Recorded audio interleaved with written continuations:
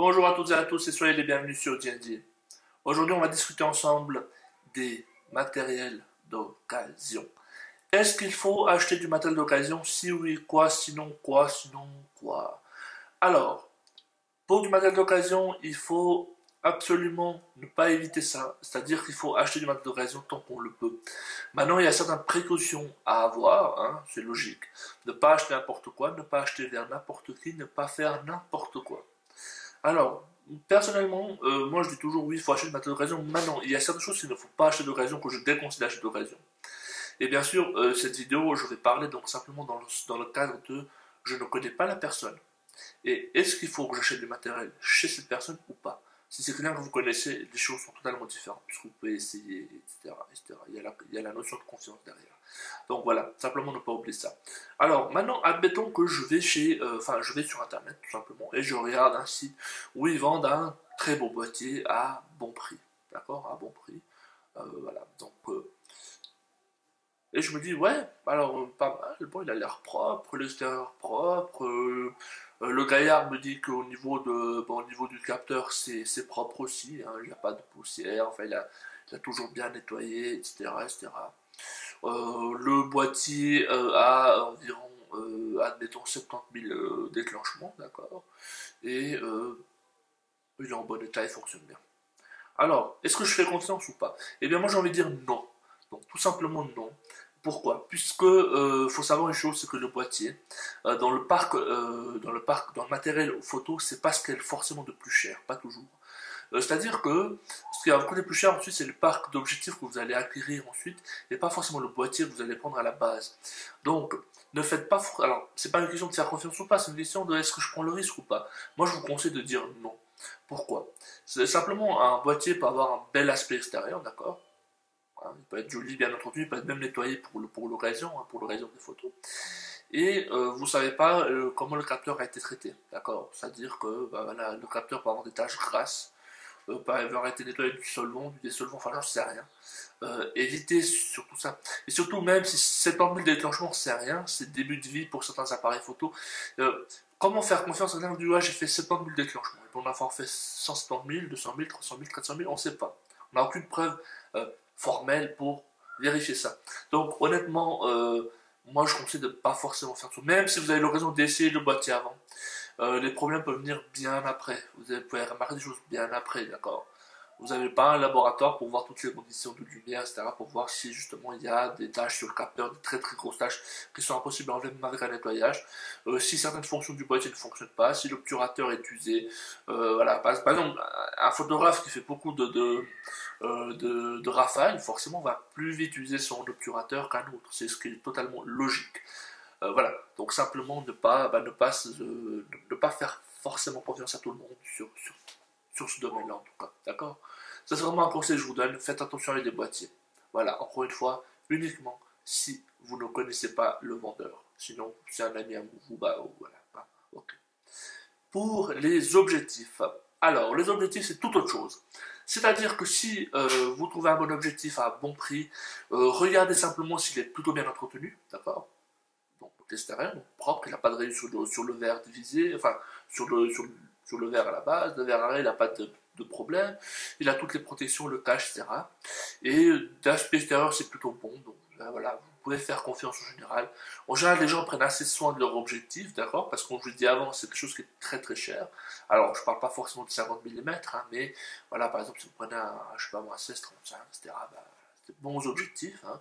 Donc je pense que la personne qui a mis 1000 € dedans fait un peu plus attention à ça, voilà. C'est de l'optique. Voilà, donc simplement faire, voilà. Pour ça, moi j'ai toujours foncé, hein, n'ayez pas trop de crainte. Maintenant c'est clair, si vous voyez la moindre bosse sur l'objectif, sur la carlin, sur le fuselage, sur le fut, hein, j'ai envie de dire, eh bien ne prenez pas, d'accord, ne prenez pas de risque, même s'il est à très très bon prix. Faites quand même attention à ça, méfiez-vous, d'accord, des trop belles affaires, hein. Mais en principe, il n'y a pas trop de soucis à se faire. Vous pouvez, sur les objectifs, vous pouvez en général aller à l'aise. D'accord? Si vous pouvez essayer l'objectif avant, bah essayez-le, mais en principe, c'est bon. Il n'y a pas trop de risques à avoir. Ensuite, pour tout ce qui est autre matériel photo, eh bien, ça dépend.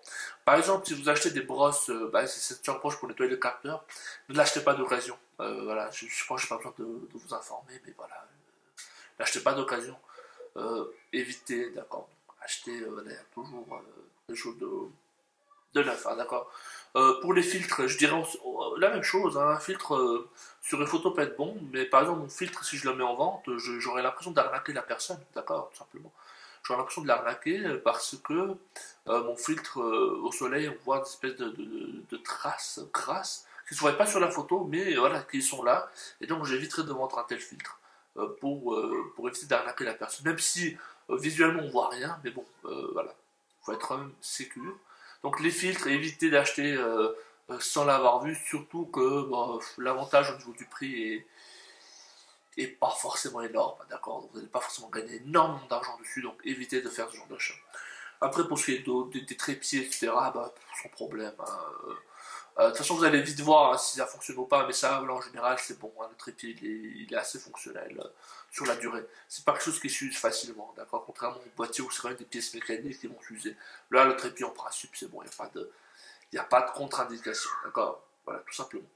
Les flashs, alors les flashs, oui, vous pouvez aller aussi sur les autres, hein, d'accord. Bien sûr, essayez d'essayer avant, hein, comme d'habitude, essayez d'essayer avant l'objectif, enfin le flash avant de l'acheter. En principe, il n'y a pas de souci à avoir en particulier. Hein, généralement, ça marche bien, il y a pas de, c'est pas quelque chose qui est sujet à panne, hein, donc voilà, allez-y tout simplement. Pour tout ce qui est sac photo, les sacs photo, faut voir si l'aspect des sœurs est bon, s'il a encore les fermetures éclairs, les zips.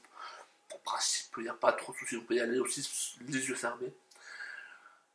Pour ce qui est bah, tout ce qui est protection, c'est-à-dire les sacs, etc. Bon bah voilà, c'est des sacs, hein, donc en principe c'est.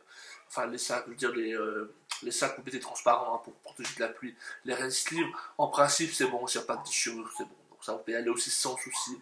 Sur le marché d'occasion, il n'y a pas trop de problème. Les batteries, il faut éviter. Les batteries, il faut éviter, puisqu'on ne sait pas d'où ils viennent.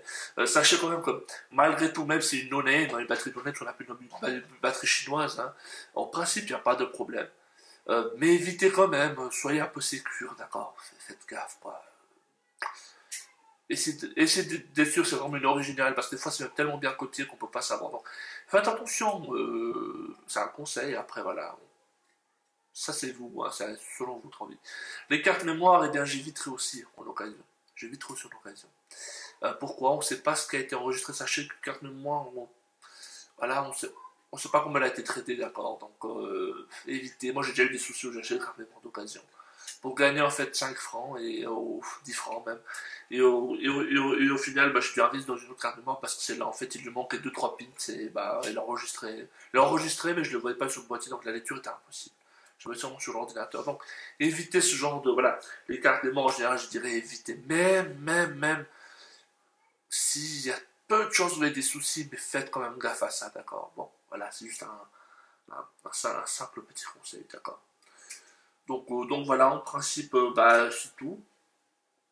Si vous voyez d'autres choses, bah, mettez-les dans les commentaires, d'accord. On lui fera plaisir d'y répondre. N'hésitez pas à liker, disliker la vidéo, à nous suivre sur Twitter, Facebook et YouTube. Vous pouvez liker la vidéo, la disliker, commenter, la partager sur les réseaux sociaux. Sur ce, je vous dis à une prochaine et ciao, bye bye.